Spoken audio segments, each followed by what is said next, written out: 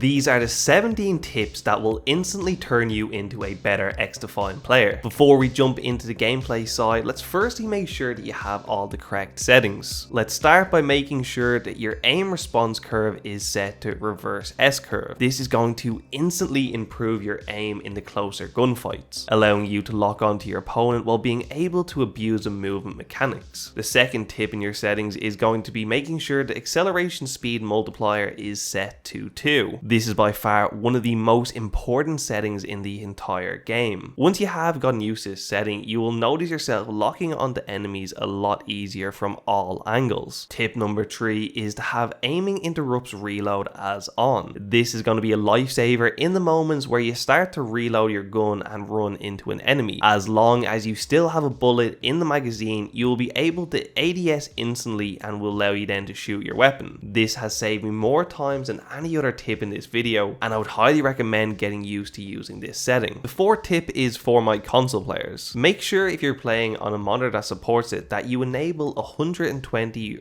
Hz refresh rate. I've seen a lot of players saying that they're having an issue where it isn't allowing them to turn it on and that it's grayed out in the menu. You'll need to go to your console settings and make sure that you have 120 Hz enabled on your system. For PlayStation players, once you go to your settings, you need to make sure that the 120 Hz output is set to automatic. And for my Xbox players, I've heard that if you set your VRR to enable, that it then will allow you to turn 120 Hz on in the XDefiant menu. Now that your settings are correct, there is one more thing that you need to do before we jump into a game, and that's make sure that you're using what is known as the meta weapons. So my tip for this is to make sure that you're using the best guns in the game. I'll be throwing up my favorite assault rifle on screen now, as well as my favorite SMG. I do recommend trying out a few different guns to see which you prefer, but personally the AK and the MP7 are my favorites, and I think they're the two best guns in the game. If you'd like to try out any other guns, we do have a top 10 and a top 5 loadout weapons. If you'd like to try them out, they'll be linked down in the description below. The sixth tip is to use your double XP tokens. Attachments are only unlocked through leveling up your gun, and according to the developers of the game, it takes around 3500 XP for each level weapon for all the primaries, meaning on average you need 35 kills to level up your gun a single time, or 3500 kills to reach the max level. This is a long process, and one of the easier ways to speed this up is by using the double XP tokens. You unlock them through the battle pass as well as through the Ubisoft Connect app. You can redeem these in-game for hours of double XP. So now that your loadouts are meta and your settings are correct, now we can get into the fundamentals of improving as a player. So movement is key in XDefiant, and it's what separates the good players from the great players. And in XDefiant there is a lot of different ways to use your movement. So for tip number 7, we're starting off with jump shotting. Jump shotting in XDefiant is essentially the best way to guarantee that you get a kill. For this, all you're going to do is jump while ADSing and moving side to side, making it harder for your opponents to track you and hit headshots to get the extra damage. You can pair this with tip number 8, and that is to practice the sliding mechanics. Sliding is a hugely important way of winning your point blank gunfights. If you master sliding mechanics, you'll be able to be a moving target for your opponent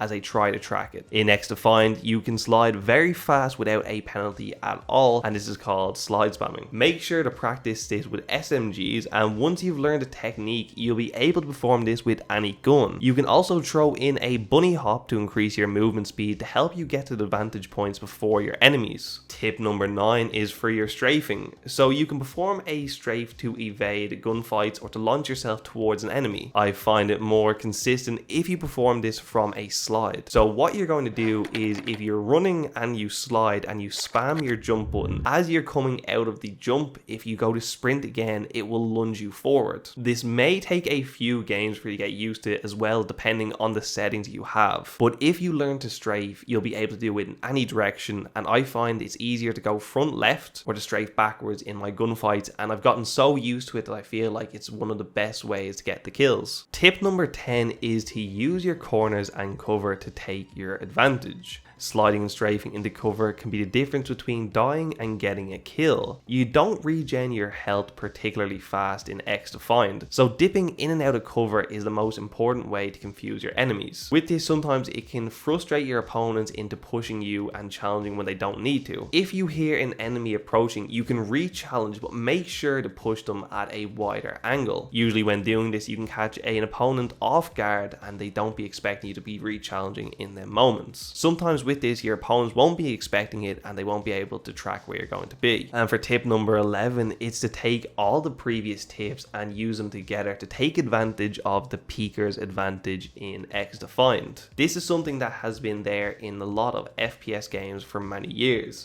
basically meaning that if you swing your opponent, you have a better chance of winning the gunfight. This is due to latency and the server tick rate. Make sure you're taking advantage of this moving forward and pushing your enemies and being more aggressive in your gunfights. Next part is about your map knowledge. Obviously, as a new game, it will take a few weeks before you're completely familiar with the maps and know where you should be at all times, but here's some tips to keep in mind. So for tip number 12, it's to learn the spawns and anticipate where the enemies will be. Obviously, each map has spawns dedicated for each game mode, with them changing slightly depending on if you're playing Domination or Occupy. But for the most part, the best indication of where the enemies are spawning is to keep an eye on your minimap and see where your teammates aren't. Usually this is a good indicator that enemies are spawning on the opposite side to them. For Domination, an easier tell for this is to see which flag the enemies are holding and head in that direction. But be careful not to push too far, as this may flip the spawns, resulting in the enemy spawning behind you and shooting you in the back. Tip number 13 is to learn where the important part of the maps are. These are known as the chokehold areas. These will help you get a better hold of the map and keep control of the objectives and where the enemies are spawning. Usually these are in the middle of the map where enemies will be looking to pass through, but they can also be at other high traffic areas on the map. When controlling these areas, I do not recommend overstaying and recommend to keep moving around frequently, as if you're repeatedly killing the same enemies, they will know where you are and rush back to try and kill you. Make sure to always use the surrounding cover for head glitches and for stair peaks, as usually these will make it a lot easier to shoot the enemies without being shot back. And tip number 14 is to learn to flank. Too many times I will find enemies will take control of a certain area of a map and will be able to keep my team locked into a spawn or a lane. You should always be looking to break these holds, and the best way isn't by brute force, but instead to flank behind the enemies when they aren't expecting it and then shooting them in the back. And tip number 15 is to learn the factions and play to their strengths. For example, I use the cleaners with the firebomb. I run mainly the AK, while the cleaner passive helps me to turn it into a two-shot machine, while also pairing with the firebomb allows me to have my ability to help me in the close quarter fights. Finding a faction that suits your playstyle and learning how to counter the other factions is what's something that will only come with hours of playtime. But a huge counter that I love to see is when Libertads are holding down a site on Occupy and I run in and firebomb it. Even if Libertads try to pop their heal, the firebomb will do more damage than the healing, resulting in there being no counterplay. Learning these kind of matchups and exploit them is what will turn you from a good player to a great player. Tip number 16 is to play with friends or others, either in a 3-stack or a 6-stack. This will allow you to learn the game at a much faster pace. If you don't have anyone to play with, be sure to join our Discord, which is linked down below. We've players in there all the time looking for people to queue with. With over 100 members, you should always find someone to have play with. And for tip number 17, this is for the console players that are still here, and that is to turn off your crossplay. Console lobbies tend to be a lot easier than the crossplay matches. Usually console only lobbies are filled with more casual players and people using the same hardware as yourself, meaning it is a equal playing field. So that's it for the video. If you put all of my tips together,